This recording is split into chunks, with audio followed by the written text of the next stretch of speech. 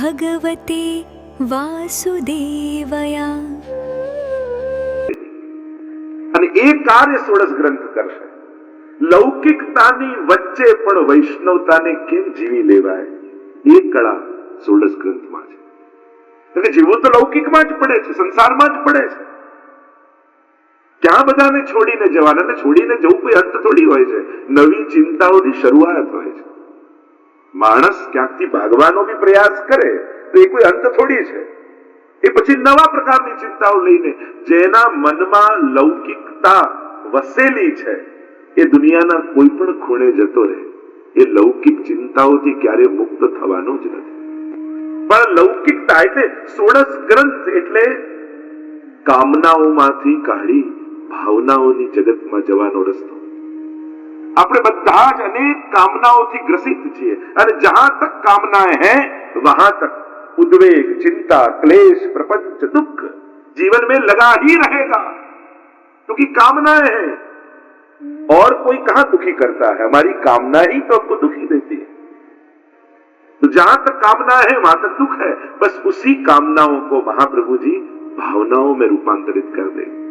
फिर स्वयं के लिए कामनाएं नहीं रहेंगी, फिर हरेक इच्छा भगवत सुखार्थ होगी. हरेक विचार प्रभु का दिया हुआ प्रसाद लगेगा. देखो, प्रभु ने ये विचार दिया, प्रभु ने ये सोच दी, પછી તો આવો વિચાર આવવા લાગે કે મારા જીવનનો કંટ્રોલ ભગવાનના હાથમાં છે, મારા પ્રત્યેક વિચાર પ્રભુ પ્રદત્ત છે એવો અનુભવ થવા લાગે. અને જ્યારે આવો અનુભવ થવા લાગે ત્યારે આ મહાપ્રભુજીના વિચારો નિજેચ્છાતઃ કરિષ્યતિ તથૈવ તસ્ય લીલેતિ. કારણ કે આ શબ્દો નથી, આ જીવનની સૌથી મોટી સમજ છે, સોચ છે. શબ્દો તો ભૂલી જવાય, અને સાંભળેલા શબ્દો સંજોગો સમય ક્યાં કામ લાગે છે. ઘણી વાર ક્રોધ નહીં કરવો, અને ક્રોધ આવે તો શું કરવું એનાથી બચવા માટે કેટલા પ્રયોગો શીખવાડતા હોય કે આમ ઊંડા શ્વાસ લેવા, ઠંડા પાણી હાથ પગ ધોવા, અને થોડા જોગિંગ કરી લેવા. પણ ગુસ્સો આવે ત્યારે કોઈ યાદ રહે છે? શબ્દો એક કર્ણને લાગેલા શ્રાપ જેવા છે. કર્ણને શ્રાપ શું હતું? તને જરૂર હશે ને ત્યારે જ તારી વિદ્યા ભૂલી જશે. ક્યાંક આપણને બધાને એવું નથી લાગતું? ક્યાંક આવો શ્રાપ આપણને લાગ્યો છે. સમય આવે ત્યારે શબ્દો યાદ નથી આવતા, પણ જીવનની સમજ બની ગઈ હોય ને, એ સમજ હંમેશા વ્યક્તિના વિચારોથી એક ડગલું આગળ હોય છે. મનને તું સમજ સોચ વિચાર, સુદાજી કા પદ ये આ ત્રણ સ્ટેપ છે, સમજ सोच विचार. किस तरह वैष्णव का जीवन, किस प्रकार थी, कई रीते વૈષ્ણવ લૌકિકતાની વચ્ચે પણ પોતાની અલૌકિકતાને સંજોઈ રાખે, સાચવીને રાખે. એ જ કળા ષોડશ ગ્રંથ આપણને શીખવાડે છે. એટલે ષોડશ ગ્રંથને કેવલ પાઠ પૂરતું મર્યાદિત ન કરી દેતા. પાઠ તો કરવો જ જોઈએ, સમજાય નહીં તોય કરવો જોઈએ. ઘણી વાર લોકો એમ કે સમજાય નહીં તો કરવાનું શું અર્થ? અરે દવામાં શું હોય આપણને થોડી ખબર છે? ખાઈએ તો રોગ જાય. ભગવદ નામ ક્યારે પણ નકામું નથી જતું. અજ્ઞાનાદ અથવા જ્ઞાનાદ ઉત્તમ શ્લોક નામ યત. જ્યારે કોઈ અજ્ઞાની દોષોથી ભરેલો ભાવનાઓ નહીં પણ દુર્ભાવનાઓ લઈને આવે ને ત્યારે ઠાકોરજી શું કરે? જો પૂતનાની કથામાં ભગવાને શું કરે? પૂતના આવી ટાંક બંધ કરી દીધી. તું કયા ભાવે આવે મારે જોવું જ નથી, તું કયા વિચાર લઈને આવે મારે જોવું જ નથી. બસ મારી પાસે આવ્યો ને, હું તો તારો ઉદ્ધાર કરીશ. और इसलिए जब पूतना आई तो प्रभु ने नेत्र मूंद लिए. કારણ કે જયારે ભગવાન પાસે જાય ત્યારે માણસ 100 વાર વિચાર કરે, ઓ હમણાં આમ જવાય, આ રીતે વિચારમાં જવાય, આ રીતે જવાય. ત્યારે માણસને અનેક પ્રકારના વિચારો આવે છે. ભગવાન પાસે ઉભા રહીએ ત્યારે ભગવાન સિવાયના બધા વિચાર આવી જાય. આપણી તકલીફ એ છે, જેને મળવા ગયા છીએ, જેના દર્શન કરવા ગયા છીએ, એના સિવાય બધું જ યાદ આવી જાય. તો પ્રભુને કોઈ વાંધો નથી તમારી સાથે. પ્રભુએ ક્યાં એવી શરત રાખી છે કે ઉત્તમનો જ સ્વીકાર કરું છું? પ્રભુ જેવો ઉદાર અપી ચેત સુદુરાચારો ભજતે મામ અનન્ય ભાગ साधु रेव समंतव्य सम्यक अवस्थितो ही सह. गीता जी में तो भगवान कहते हैं जैसा भी पापी क्यों ना हो पर मुझे बचने का संकल्प करता है तो उसे साधु जानो. पाप, अपराध, दोष માણસ પોતાની જાતે નિવારી શકતો નથી. પાપથી મુક્તિની એક જ જગ્યા છે, એ છે ભગવાનનું શરણું. ગંગાજી પણ પાપથી મુક્ત કેમ કરે છે? સામર્થ્ય ક્યાંથી આવ્યું? એ જળમાં સામર્થ્ય છે. ક્યાંથી સામર્થ્ય આવે છે? એ જળ પ્રભુના ચરણોं પરથી વહેતું વહેતું આવે છે. और चरणोदक है, चरणों का स्पर्श करके निकला हुआ वह जल हमारे सभी पापों से हमको मुक्त कर सकता है. એ સામર્થ્ય ચરણથી પ્રાપ્ત થયું છે. અને એટલા માટે આ 16 ગ્રંથ તમારી કામનાઓને ભાવનાઓમાં ફેરવી દેશે. એ જ સંસાર, એ જ લૌકિકતા, એ જ વ્યવહાર, બધું જ રહેવાનું મહાપ્રભુજી જાણે છે જીવને. એટલે વ્યાવૃત્તોપી હરવ ચિત્તમ, વ્યાવૃત્તિ, ધંધો, નોકરી છોડી નથી શકવાના. તો શું ભગવાનને ભજવા જ નહીં? કે ના, કરો, ચિત્ત હરિમાં રાખો, પ્રભુમાં રાખો, બીજું કાંઈ નહીં. ચિત્તે નથી રહેતું તો જે સેવા કરે છે ને એની ચિંતા કરો ને તોય ઉદ્ધાર થઈ જાય. ભાઈઓ માટે ઘણી વાર મારે ચોખવટ કરવી પડે. તમે નોકરી ધંધો કરવા જાઓ, જે ચિત્ત તો હરિમાં રહેતું નથી, પ્રભુમાં રહેતું નથી, વાંધો નહીં. જે સેવા ઘરમાં કરે છે ને એની ચિંતા કરો. આજે એને શું જોઈશે ઠાકોરજી માટે, આજે એને શું ગમશે, પ્રભુ માટે આમ પૂછીશ તને ગમશે? ભલે ભાવ ન હોય છતાંય બે સારા શબ્દો બોલવામાં શું જાય છે? અરે તારે રોજ શિંગાર કર્યા પછી ઠાકોરજીનો ફોટો પાડી લેવો. હું આવું ને, મારે તો શિંગાર સમય હું તો નોકરી પર હોઉં, તારે એ ફોટો મને ઠાકોરજીનો ફોટો બતાવો અને દર્શન કરીને ખાલી કદાચ હૃદયમાં ના ઉમળકો હોય તો આપણે આજે લાલન કેવા સુંદર લાગે, તું શિંગાર બહુ સારા કરે છે, એટલે બહેનો ફૂલ્યા નહીં માય. એ પ્રસન્ન થઈ. કેટલું સરળ. કોઈને રાજી કરવું કેટલું સહેલું છે. કોઈને રાજી કરવું અઘરું નથી. કોઈને દુઃખી કરવું બહુ અઘરું છે. કારણ કે કોઈને દુઃખી કરતા પહેલા આપણે દુઃખી થવું પડે. જો કોઈના પર ક્રોધ કરો તો એ ગરમ થાય એના પહેલા તમારે ગરમ થવું પડે કે. અને એટલા માટે દુઃખી કરવું અઘરું, રાજી કરવું તો સાવ સહેલું છે. પણ મનમાં એ વૃત્તિ જોઈએ કે મારા ઘરમાં સેવા કરનારો દુઃખી ન હોવો જોઈએ. મેં તો ઘણી વાર ઘણી જગ્યાએ અમારા ઘરમાં તો કોઈ માનતું નથી, હું એકલા કરું ને કોઈનો સાથ નથી. ઘણી વાર ફરિયાદ વૃત્તિમાં જતા, ઘણી વાર સેવા કરનારા નિશાસાની વૃત્તિ, હવે પહેલા જેવું થતું નથી. તો તમે પહેલા જેવા રહ્યા જ નથી તો ક્યાંથી રહે? હવે ઉંમર થઈ, હવે નીચે નથી બેસાતું તો ટેબલ પર બેસો, ખુરશી પર બેસો. હવે પહેલા જેવી રસોઈ નથી થતી તો ભલે જેટલું થાય એટલું કરો, પણ રડવાનું બંધ કરો. સૌભાગ્ય માનીને સેવા કરવાની. કે જો શરીર આટલું ઘરડું થઈ ગયું, હવે ચાલતું નથી, સંસારમાં તો બહુ જવાતું નથી, પણ ઠાકોરજી કૃપા કરીને ઘરે બિરાજે છે. હું હવેલીએ તો રોજ નથી જઈ શકતી, પણ ઠાકોરજી કૃપા કરીને ઘરે બિરાજે છે ને તો રોજ પ્રભુની સન્મુખ થવાય છે. આવો અહોભાવ, જે જ્યારે કાંઈ પણ અલૌકિક કરીએ ત્યારે મનમાં પ્રસન્નતા અને અહોભાવ સાથે કરો. જૂના સમયે શું થતું હતું એનો અફસોસ નહીં. જૂના સમયને વાગોળવું પડે. એ અનવસરનો સમય હોય, સેવામાંથી પહોંચી લીધા હોય ત્યારે ચિંતન કરવું. અરે પહેલા તો અમે કેવા વ્રજમાં જતા અને આવા મનોરથ કરતા અને કથા સાંભળતા અને અમારા બધા જ સખીજનો, બધા જ વૈષ્ણવજનો સાથે જતા. વાગોળો અને સારા દિવસોનું સ્મરણ કરી ચિત્તમાં પ્રસન્નતા રહે એવો પ્રયાસ કરો. અને વૈષ્ણવ કો સદા પ્રસન્ન રહેનો આ ગોકુલનાથજીનું પહેલું વચનામૃત છે. 24 વચનામૃત ગોકુલનાથજીના છે, એમાં સૌથી પહેલું એક છે વૈષ્ણવ કો સદા પ્રસન્ન રહેનો. અને પ્રસન્નતા એ મનનું સૌથી મોટું તપ છે. નક્કી કરો મારે દુઃખી થવું જ નથી. બહુ અઘરું છે, કારણ કે મનને દુઃખી થવું ગમે છે, ક્યાંક ને ક્યાંક દુઃખ ગોતી લે છે. પણ નક્કી કરો મારા ઘરે પ્રભુ છે, મારે દુઃખી નહીં, મારે તો પ્રસન્ન થઈને પ્રભુની સન્મુખ જવું છે.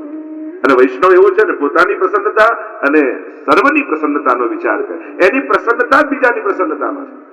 તો જે ચર્ચા આપણે કરી રહ્યા છે, આજે લાંબી યાત્રા છે 16 ગ્રંથોની, 16 ગ્રંથની જે ચર્ચા કરી રહ્યા છે, આ 16 ગ્રંથ યમનાષ્ટકથી લઈ સેવા પર, યમના બાલ મુક્તાશ્ચ પુષ્ટિ સિદ્ધાંત રત્નમ વિવેક કૃષ્ણ ચતુર્ભક્તિ જપસન્યાની સેવના, આ એક શ્લોકમાં 16 ગ્રંથ. તમે આ એક શ્લોક યાદ કરો ને તો 16 ગ્રંથોનું સ્મરણ થઈ જાય. નહીં તો અહીંયાથી બે જણને ઉભા કરીને પૂછું કે 16 નામ બોલો તો કદાચ બહુ ઓછા લોકો બોલી શકે, અને એમાં પણ પાછું કહું કે ક્રમ વાઇઝ બોલવાના છે તો બહુ અઘરું થઈ જાય. પણ પુષ્ટિ માર્ગમાં પરીક્ષા પ્રભુ લેતા નથી. પ્રભુ તો ભક્તોની પ્રતીક્ષા કરતા હોય છે કે તું જેવો પણ છું મારી પાસે આવ. અન્ય જગ્યાએ શુદ્ધ થઈ પછી શરણાગતિ છે, આપણે ત્યાં તો શરણાગતિ પછી શુદ્ધિ છે. પ્રભુ સ્વીકારીને શુદ્ધ કરે છે. 16 યમુના બાલબોધ, સિદ્ધાંત મુક્તાવલી, પુષ્ટિ પ્રવાહ મર્યાદા ભેદ, સિદ્ધાંત રહસ્ય, અને એમ કરતા કરતા છેક સેવા ફલ વિવરણ સુધી, અને આમ યમનાષ્ટકથી લઈને સેવા ફલ સુધી જે 16 ગ્રંથો, એને આપણે કહીએ છીએ 16 ગ્રંથ. 16 સંસ્કૃત વર્ડ છે 16. જેમ પૂર્વમાં કહ્યું કે 16 શણગાર વૈષ્ણવના છે. જેમ રાસમાં ગોપીઓ નીકળી ત્યારે શબ્દ લખ્યો સુખદેવજી આત્માનમ ભૂષ્યામ ચક્ર, આત્માના શણગાર સજ્યા. એમ આ એક એક ગ્રંથો જયારે વાંચીને એ ગુણ પ્રાપ્ત થાય, કારણ કે આત્માનો શણગાર એક ગુણ છે. જો જયારે તમે કોઈની શોક સભામાં ગયા હો, ત્યારે કોઈની શોક સભામાં, શ્રદ્ધાંજલિ સભામાં એવું સાંભળ્યું, અરે પેલા ગુજરી ગયા, એમની હેરસ્ટાઈલ કેવી સરસ હતી, એમના સ્કિનનો કલર કેવો સરસ હતો. ક્યારે કોઈ શરીર માટે બોલે છે? હંમેશા બહુ દયાળુ હતા, બહુ ઉદાર હતા, અરે બહુ એમનો સ્વભાવ એટલો પ્રસન્નતા રાખવાનો કે હંમેશા ખુશ રહે. હંમેશા ગુણોને યાદ કરાય છે. નાશવંત શરીર બધા જ ભૂલી જાય છે, અને એને કરેલા અભિવ્યક્ત ગુણો એ જ બધાના ચિત્તમાં વસી જાય છે. માણસને એના ગુણોથી યાદ કરાય છે. ભલે બહુ ઓછા ગુણો હોય તોય માણસ જતો રહે પછી એના દોષોને બહુ યાદ નથી કરાતા. જીવતો હોય ત્યાં સુધી લોકો દોષ દર્શન કરે છે, ગયા પછી કોઈ દોષ દર્શન નથી કરતું. ભલે ગમે તેવો સ્વભાવ હતો પણ એમ બહુ હેલ્પફુલ, બહુ પાછા એમ કહેતા જાય. ચોખ્ખું એમ ના કે ખરાબ સ્વભાવ ના થાય, એવું ના કે. અને આપણે ક્યાંક મૃત્યુને આદર છે કે વ્યક્તિ હાજર નથી પછી એની નિંદા નહીં કરી, કારણ કે એ વ્યક્તિ અત્યારે છે નહીં, એટલે એના ગુણોથી એને સ્મરણ કરવું. એટલે મારો પ્રશ્ન તમને એ જ છે કે તમે નહીં હો ત્યારે તમારી કઈ બાબતથી લોકો તમને યાદ કરશે? બસ એ આપણે બધાએ વિચારી કે આપણે નહીં હોઈએ, જો ને ગયા પછી ઘરમાં કેવી શાંતિ છે, એવું ના થઈ જાય ક્યાંય. મૂળ વાત જ છે. તો આ 16 ગ્રંથ એ આત્માના શણગાર છે. એટલે જ આપણે ત્યાં મહાપ્રભુજીની એક આજ્ઞા છે, શાસ્ત્રમ અવગત્ય મનોવાગ દેહી કૃષ્ણ સેવ્ય. ભગવત સેવા કરો, પણ એની શરત આપી, શાસ્ત્રમ અવગત્ય, શાસ્ત્રોને જાણીને. કારણ આ ભાવનાના પ્રવાહમાં ક્યારે આપણે શાસ્ત્રોની મર્યાદાને ઓળંગી જઈએ એનું આપણને કદાચ ઘણીવાર ભાન ન રહે. અને એટલા માટે મર્યાદા નિશ્ચિત છે કે આપણી ભાવના રૂપી યમુનાજી પણ એના ઘાટમાં વહેવી જોઈએ. કારણ કે ઘાટ તોડે ને પછી પૂર કહેવાય, પછી પ્રવાહ ન કહેવાય. અને પૂરમાં વિનાશ થતો હોય છે, પ્રવાહમાં સર્જન થતું હોય છે. અને એટલા માટે ભાવ એ પૂર્ણ બની જાય. હા, જે અવસ્થા એ ભાવની અવસ્થા છે એ જુદી વસ્તુ છે, પણ આપણે એટલા બધા અન્ય વિચારોથી પ્રભાવિત થઈએ છીએ. અને ઘણી વાર આ વોટ્સઅપ ના બધામાં તો શું થાય, ગ્રહણ અમેરિકામાં, લોકો અહીંયા પાડીને બેઠા હોય તો કેમ આ વોટ્સઅપ પડાવે, તે વોટ્સઅપ અમેરિકાનો છે. આપણી શ્રદ્ધા એ યમુનાજીના ઘાટની જેમ, દરેક ઘાટની મહત્તા છે. એ ઘાટમાં પાન એ જ યમુનાજીનું જલ હોય, અને તમે કિનારે રહેતા હો યમુનાજીના તટ ઉપર, અને પૂર આવે ને તમારા ઘરમાં યમુનાજીના જળ ઘૂસી જાય અને છેક પહેલા માળ સુધી જલ ભરાઈ ગયું તમારા ઘરમાં, ત્યારે થોડી યાદ આવે, આજે યમુનાજી પધાર્યા મારે ઘેરે, આજે આનંદની. ત્યાં પછી ગરબા કરો, લાવ દીપદાન કરી લો, ભોગ ધરી લો. ત્યાં તો શું કહે, અરે કાઢો કાઢો કાઢો, જલ્દી કાઢો. ત્યાં એમ થાય, અરે યમુનાજી છે. પણ યમુનાજીનો અહોભાવ પણ ત્યાં સુધી છે જ્યાં સુધી એના ઘાટમાં વહે છે. જયારે ઘાટની મર્યાદાઓ ઓળંગીને ઘર સુધી ઘૂસી જાય અને વિનાશનું સ્વરૂપ થઈ જાય પછી વંદનીય નથી રહેતા. પછી તો લોકો કહે છે કાઢો, કારણ કે પછી ઘાટની બહાર એ પછી પ્રવાહ, એ પછી પૂર બની જાય છે, પ્રવાહ નથી રહેતો, વંદનીય પ્રવાહ છે. અને એટલા માટે શાસ્ત્રમ અવગત્ય, શાસ્ત્રો કો જાન કર, મનોવાગ દેહી, મનવાણી કર દેહથી કૃષ્ણ સેવ્ય, કૃષ્ણની સેવા કરો. એટલા માટે આ શાસ્ત્રને જાણવું જરૂરી છે. કારણ કે જે એ જાણતો નથી એ ભગવાનની પસંદગી નાપસંદગી ઈચ્છા અનિચ્છા એને પણ જાણી શકતો નથી. અને એટલા માટે ઘણી વાર લોકોને એમ થાય કે અમે કઈ બહુ શાસ્ત્ર ભણીએ ને એ મારી અનુકૂળતા નથી. શ્રદ્ધાને તો વંદન જ છે, પણ મહાપ્રભુજીની આજ્ઞા છે અને એમની આજ્ઞા થકી એટલે ઘણા વડીલોને મેં જોયા સંસ્કૃત ના આવડતું છતાં પાઠ કરતા હોય, પણ એ આજ્ઞાને સમજી પાઠ કરવા જાણવા સમજવું એ આવશ્યક છે, કરવું જોઈએ. પ્રભુ કોઈ દિવસ પૂછવાના નથી કે યમનાષ્ટક સ્પષ્ટ બોલ, ભૂલ કર્યા વગર યમનાજી કે તો તારા ઉપર કૃપા કરું એવું યમનાજી નથી કહેવાના. સેવક તરીકે અમુક ધર્મો ને ફરજો આપણી હોય છે. એ તો વિશુદ્ધ મથુરા તટે સકલ ગોપ ગોપી વ્રતે કૃપા જલતિ સંશ્રિતે મમ મનસ સુખમ ભાવ. યમનાજી તો અડધા શ્લોક થી કૃપા કરી દે. પ્રભુ તો મિશ્રિત થી રાજી થઈ જાય. એનો અર્થ એ નથી થતો કે મિશ્રિત ધરવી. એની પ્રસન્નતા, એની ઉદારતા, એની કરુણા એ આપણો હક નથી થઈ જતો. આપણે તો વૈષ્ણવની ફરજનો વિચાર કરો કે એક વૈષ્ણવની ફરજ શું હોય. અને જ્યારે એક વૈષ્ણવની ફરજ, એક સેવકની ફરજનો વિચાર કરશો ને ત્યારે તમને સ્વધર્મનું ભાન થશે. અને એટલા માટે અમને આ બધું ખબર ન પડે, અમે બધા બધામાં અમે તો ભાવ પક્ષમાં, બધું જ ભાવ પક્ષ બરાબર છે, પણ ભાવ એ પ્રવાહ છે તો સિદ્ધાંત એનો ઘાટ, એનો તટ છે. એટલે મહાપ્રભુજી જયારે પેલું સંધ્યાવંદન કરતા હતા અને ત્યારે વૈષ્ણવ આવીને પૂછ્યું, જયરાજ આપ તો ભક્તિ માર્ગના આચાર્ય છો, પછી આ સંધ્યાવંદન કર્મકાંડ કેમ કરો છો?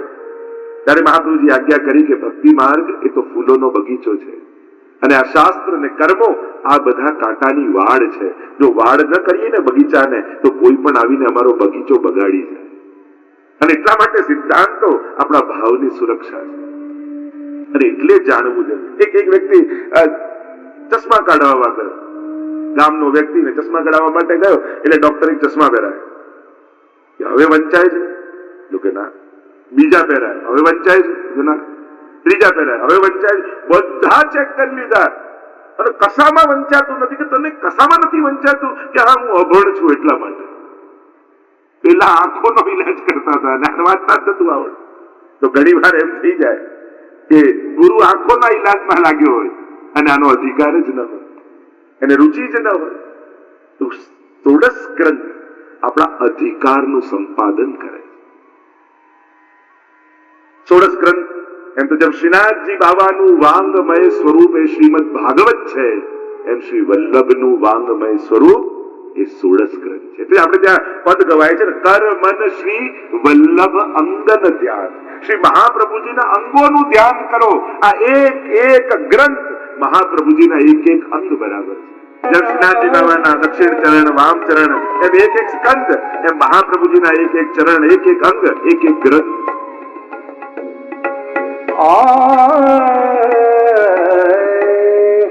વામ ગુરુ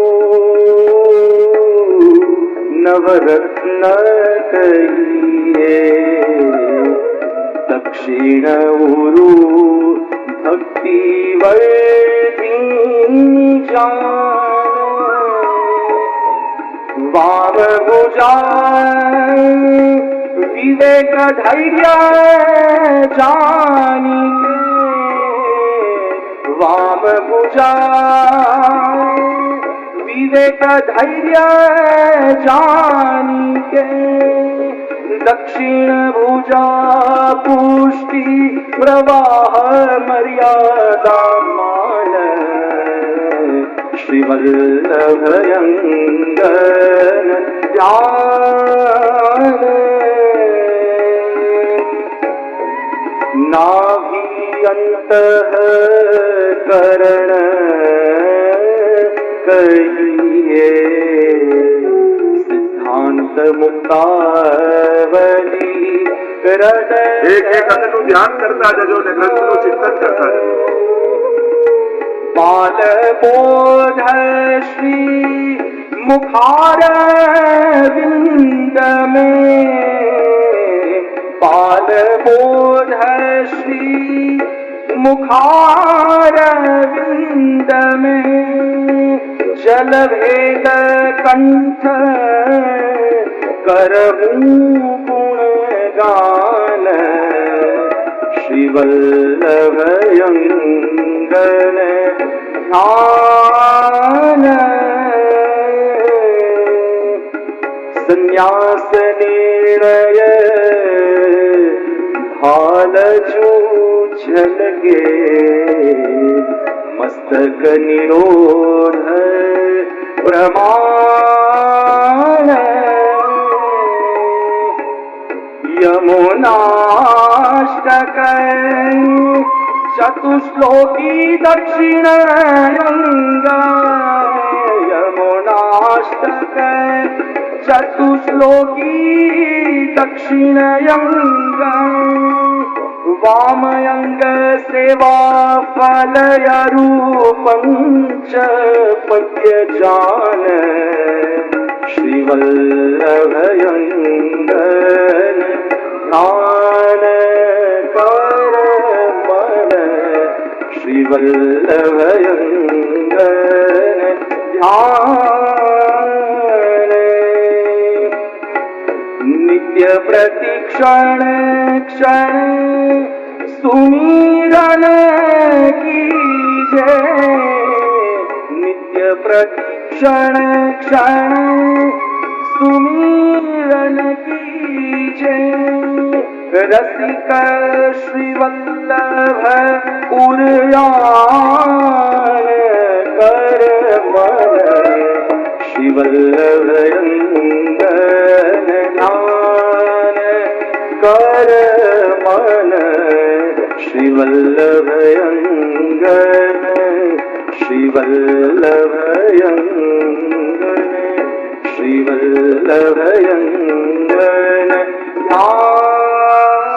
16 ગ્રંથો શ્રી મહાપ્રભુજીના શ્રીઅંગમાં બિરાજે છે. અરે 16 ગ્રંથોનો પાઠ ન થાય પણ કેવલ મહાપ્રભુજીની સન્મુખ બિરાજી બેસી અને વલ્લભના સ્વરૂપનું ચિંતન કરી લો ને તોય આ 16 ગ્રંથો હૃદયારૂઢ થઈ જાય. શ્રી વલ્લભના નામમાં એ છે પૂર્ણ પ્રતીક એમ દયારામભાઈ કહે છે. અષ્ટાક્ષર પંચાક્ષર શ્રી ભાગવત સહિત શ્રી વલ્લભના નામમાં એ છે પૂર્ણ પ્રતીક. વલ્લભનું નામ બીજ છે જેમાં આ સમગ્ર પુષ્ટિ સૃષ્ટિનું વૃક્ષ સમાયેલું છે. પણ જેમ કોઈ બીજને બતાવીને એમ કે આમાં વૃક્ષ છે, ફળ છે, ડાળીઓ છે, મૂળ છે, બીજને જોઈને આપણને ખબર ન પડે પણ એ બીજમાં બધું જ છે. અને જયારે યોગ્ય રીતે એને હૃદયની ભૂમિ પર વાવવામાં આવે તો સ્ફુરિત હોત સબ જ્ઞાન આ બધું જ પ્રગટે છે. ચર્ચાઓ તો ઘણી શ્રી મહાપ્રભુજી માટે કરી શકાય પણ આ 16 ગ્રંથો જે ક્રમથી આપણે માનીએ છે એવા 3 જણાએ ક્રમ આપ્યો આપણને. શ્રી પુરુષોત્તમજી, દ્વારકેશજી, હરિરાયજી. અને હરિરાયજીનો આ ક્રમ અત્યારે જે 16 ગ્રંથ જે ક્રમથી આપણે યમુનાષ્ટક થી લઈ, કારણ કે અન્ય મતો પણ છે, અમુક ગ્રંથો ઘણામાં આગળ છે, ઘણામાં પાછળ છે, પણ અત્યારના સમયમાં જે 16 ગ્રંથ પ્રકાશિત થાય છે અને એમાં એનો જે ક્રમ છે યમુનાષ્ટક થી સેવા ફળ સુધીનો એ ક્રમ શ્રી હરિરાય મહાપ્રભુજી આપણને આપ્યો છે. અને એ ક્રમ અનુસાર જ યમુના બાલ મુક્તાશ્ચ પુષ્ટિ સિદ્ધાંત રત્નમ વિવેક કૃષ્ણ ચતુર્ભક્તિ જપસન્યાની સેવના આ જે ક્રમ છે એ હરિરાયજીની આજ્ઞા અનુસારનો ક્રમ છે અને એ જ પ્રસિદ્ધ અને સર્વમાન્ય ક્રમ છે. કે આ બધા ગ્રંથો એક પછી એક નથી લખાયા પણ જે હરિરાયજીએ ગોઠવી છે ક્રમ એ એકબીજાના પૂરક છે. એ ક્રમ પૂર્વાનુપર જે સંબંધ છે અને આપણી ભક્તિને છેક સેવા ફલ સુધી લઈ જાય છે. કારણ કે યમુનાષ્ટકને મંગલાચરણ રૂપે માની યા યમુનાજીને